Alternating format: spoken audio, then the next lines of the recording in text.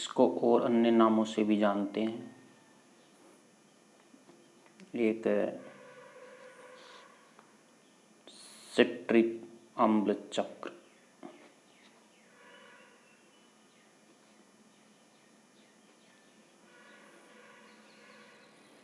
क्योंकि जो इसमें प्रथम उत्पाद बनता है वो सिट्रिक अम्ल बनता है, इसलिए इसको सिट्रिक अम्ल चक्र नाम दे दिया। और तीसरा नाम है इसका ट्राई कार्बोक्सिलिक अम्ल चक्र।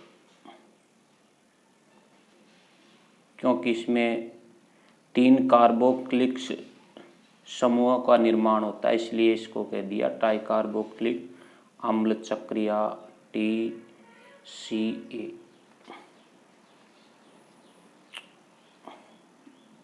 श्वसन में जो क्रियाएं होती है मुख्य रूप से 2 जो पथ होते हैं इनमें संपन्न होती है। एक तो ग्लाइकोलाइसिस चक्र है और दूसरा क्रेब्स चक्र और इलेक्ट्रॉन प्रवाह पथ इनमें संपन्न होती है।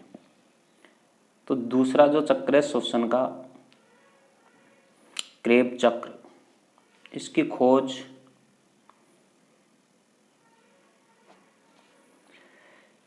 हैंस क्रेब ने 1937 में की। हैंस क्रेब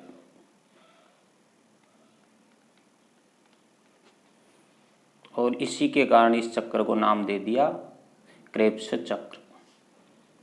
इस खोज के कारण ही इनको 1953 में नोबेल का पुरस्कार भी मिला, नोबेल पुरस्कार मिला। अब इसमें जो प्रथम उत्पाद बनता है सिट्रिक अम्ल बनता है और जो पूरी प्रक्रिया है 10 पदों में संपन्न होती है इसकी। इसमें जो ग्लाइकोलाइसिस चक्र है उसमें जो ग्लूकोज है, ग्लूकोज में जो अंतिम उत्पाद बनता है ग्लाइकोलाइसिस चक्र में पायरुविक अम्ल बनता है।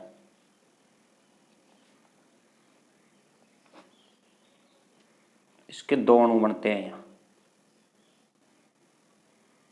ग्लाइकोलाइसिस चक्र से।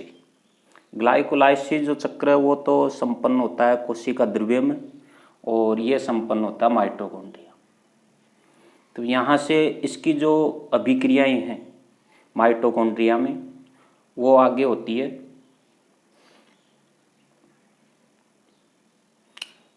यहाँ से एसिटाइल कोएंजाइम आता है, एसिटाइल कोएंजाइम।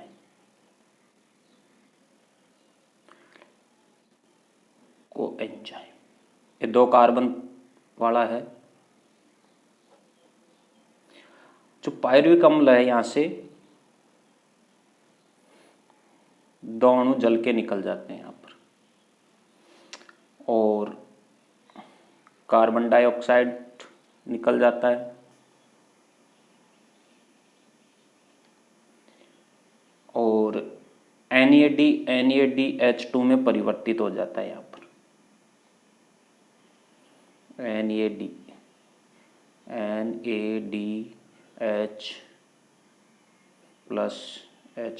NADH2 में परिवर्तित हो जाता है।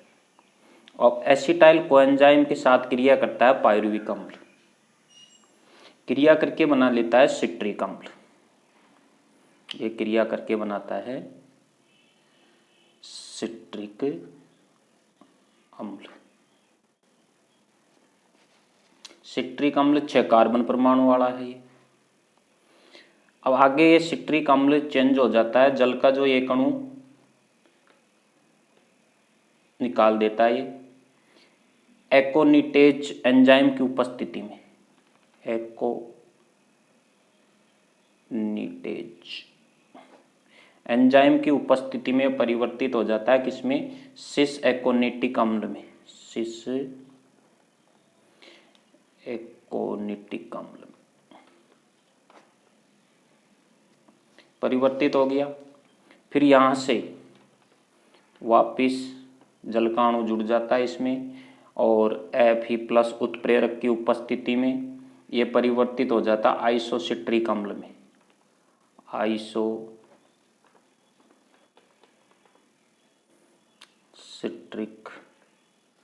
अम्ल में।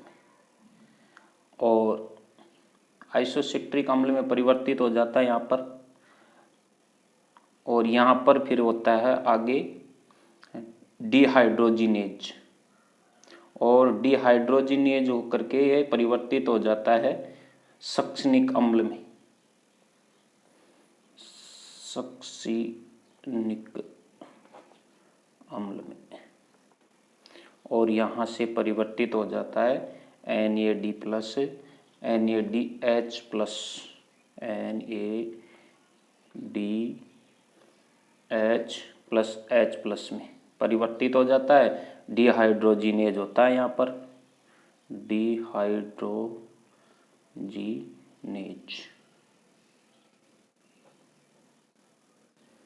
अब सक्सिनिक अम्ल 6 कार्बन परमाणु वाला, ये भी आगे जाकर के फिर परिवर्तित हो जाता है किसमें, ऑक्जेलोसक्सिनिक अम्ल, आइसोसिट्रिक अम्ल, ये परिवर्तित हो गया डिहाइड्रोजिनेज होकर के इसका आइसोसिट्रिक अम्ल, और सिट्रिक हो गया ऑक्जेलोसक्सिनिक अम्ल, ऑक्जेलोसक्सिनिक अम्ल में परिवर्तित हो गया। अब इसका आगे होता है डिकार्बोक्सिलेज एंजाइम की उपस्थिति में अल्फा कीटो ग्लूटेरिक अम्ल बन जाता है यहाँ पर, अल्फा कीटो ग्लूटेरिक अम्ल, ग्लूटेरिक अम्ल, अल्फा कीटो ग्लूटेरिक अम्ल में परिवर्तित हो जाता है डिकार्बोक्सिलेज एंजाइम की उपस्थिति में, डिकार्बोक्सिलेज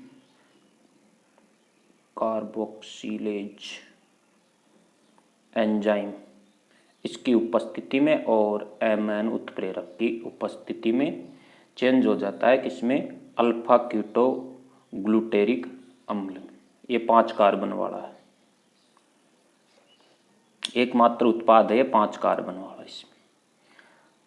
आगे यहाँ से डिकार्बोक्सिलेज हो जाता है यहाँ पर, और CO2 एक अणु यहाँ बाहर निकल जाता है। आगे ये चेंज हो जाता है किसमें, सक्सिनिल कोएंजाइम A में, सक्सिनिल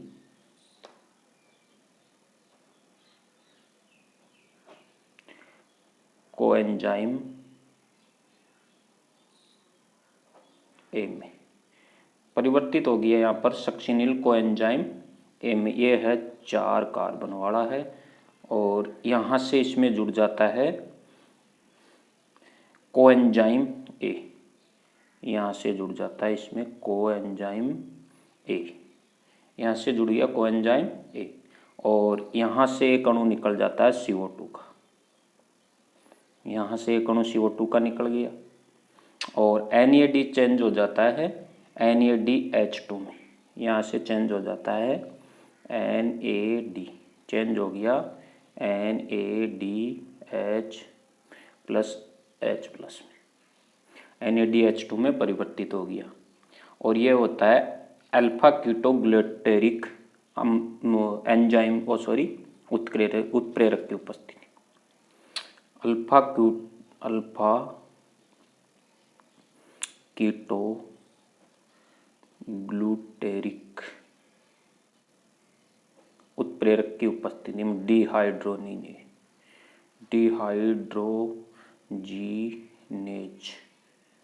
अल्फा कीटो ग्लूटेरिक उत्प्रेरक की उपस्थिति में, और डिहाइड्रोजिनेज होता है यहाँ पर। आगे एक कार्बन डाइऑक्साइड का अणु निकल जाता है और NAD चेंज हो जाता है NADH2 में। आगे परिवर्तित हो जाता है सक्सिनिल कोएंजाइम A में। अब ये आगे परिवर्तित होता है किसमें, सक्सिनिक अम्ल। आगे ये परिवर्तित हो गया सक्सिनिक अम्ल में, सक्सिनिक शैक्षणिक अम्ल। शैक्षणिक अम्ल में परिवर्तित हो गया, ये 4 कार्बन वाला है और यहाँ से एक अणु जल का जुड़ जाता है, जल का जुड़ गया और ये कोएंजाइम ये बाहर निकल जाता वापिस, कोएंजाइम में बाहर निकल के और शैक्षणिक अम्ल का यह निर्माण हो जाता है। फिर यहाँ से जो H2O जुड़ गया, H2O फिर बाहर निकल जाता है, यहाँ पर H2O बाहर निकल गया और शैक्षणिक यहाँ पर चेंज हो जाता है FAD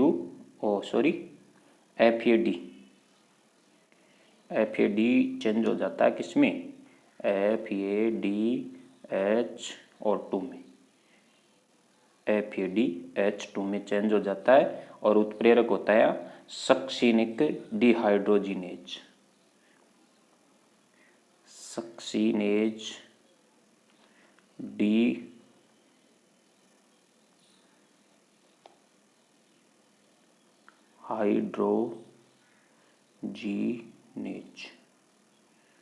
शैक्षणिक डिहाइड्रोजिनेज उत्प्रेरक की उपस्थिति में चेंज हो जाता है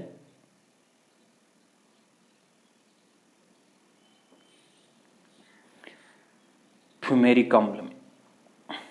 फ्यूमेरिक अम्ल 4 कार्बन वाला है और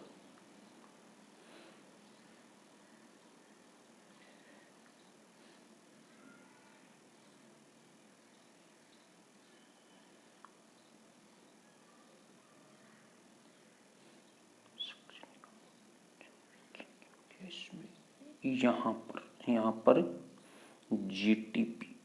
GTP किसमें चेंज हो जाता है, GDP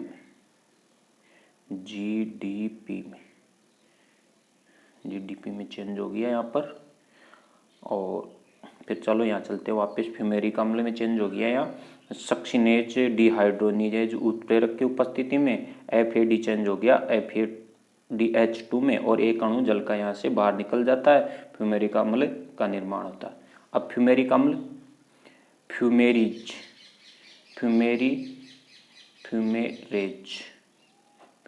उत्प्रेरक की उपस्थिति में H2O जल का अणु जुड़ता है और परिवर्तित हो जाता है ये किसमें, मैलिक अम्ल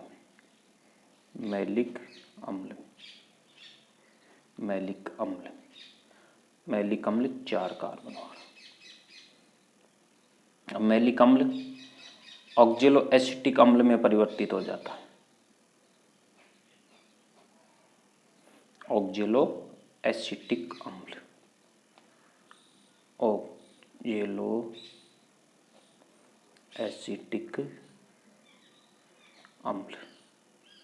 ऑक्जेलो एसिटिक अम्ल में परिवर्तित हो गया और यहाँ से चेंज हो जाता है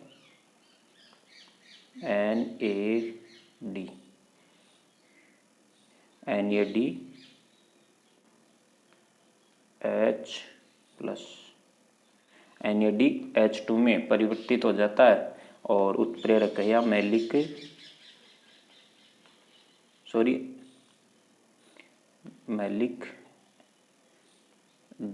एंजाइम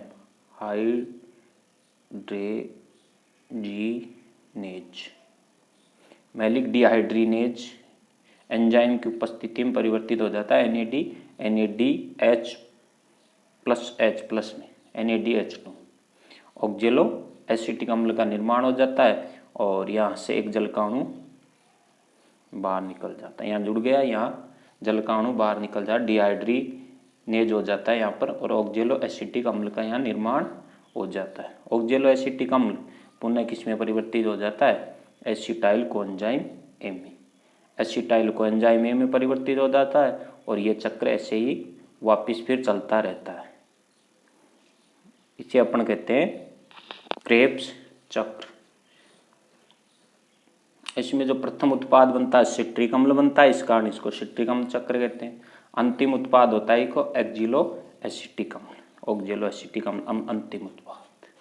और इसमें 2 अणु लिए जाते, 2 अणु मिलते हैं अपने पायरुविक अम्ल के, जो कि ग्लाइकोलाइसिस जो चक्र होता है श्वसन की प्रक्रिया का कोशिका द्रव्य में जो संपन्न होती है, वहाँ से मिलते हैं पायरुविक अम्ल के 2 अणु। अपने यहाँ एक ही अणु की क्रिया देखते हैं, ये 2 चक्रों में पूरी होती है क्योंकि यहाँ पायरुविक अम्ल के 2 अणु हैं। तो यहाँ जो ग्लूकोज है उसका पूर्ण अपघटन हो जाता है और कार्बन डाइऑक्साइड के भी यहाँ अणु बनते हैं, 6 अणु बनते हैं। ग्लूकोज के कितने? ग्लूकोज में 6 कार्बन होते हैं, तो कार्बन डाइऑक्साइड के द्वारा 6 अणु बाहर निकल जाते हैं और परिवर्तित हो जाती है कार्बन डाइऑक्साइड और जल में परिवर्तित हो जाती है और ऊर्जा प्राप्त होती है यहाँ पर अपन को इससे एटीपी के रूप में। एक तो कार्बन डाइऑक्साइड प्राप्त होती है, इसमें कार्बन डाइऑक्साइड प्लस यहाँ पर जल प्राप्त होता है और इसी के साथ अपन को यहाँ एटीपी के रूप में ऊर्जा प्राप्त होती है, जो अपने शरीर में कार्य करने के लिए प्रदान करती है शक्ति, ऊर्जा। और CO2 के रूप में अपन छोड़ ही देते हैं और जल के रूप में शरीर से बाहर त्याग देते हैं अपन इसको। श्वसन की प्रक्रिया है ये।